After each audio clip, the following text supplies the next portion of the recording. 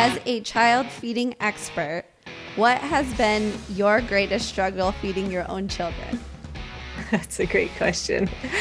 Um, well, I will say that I was surprised at how much of feeding was still visceral for me, that I still would have emotional responses to, that, like I kind of said in my response to the last question, that I'd put all this effort into this beautiful meal for my kids. And I'd be like, yes, they're going to love this. And I made it so cute, and I just was like, this meal's going to be a winner. And then they try one bite and they're done, right? Or they just pull down their milk and they're like, I'm full.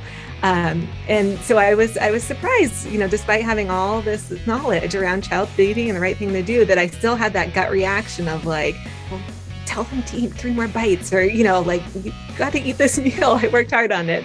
And so it's still been a challenge, I think, for me to take a deep breath and instill my own patience, and knowing that this is not something that you need to push your kids to eat. You don't have to be emotional about it. You can still put pride and love into what you make, but you shouldn't take it personally if they don't eat those meals.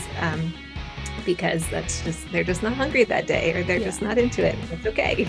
So so I'd say, it's still a challenge for me, and a surprising one, but one that I've definitely learned to work through to make sure that these more logical practices come through and we can still have these positive mealtime contexts.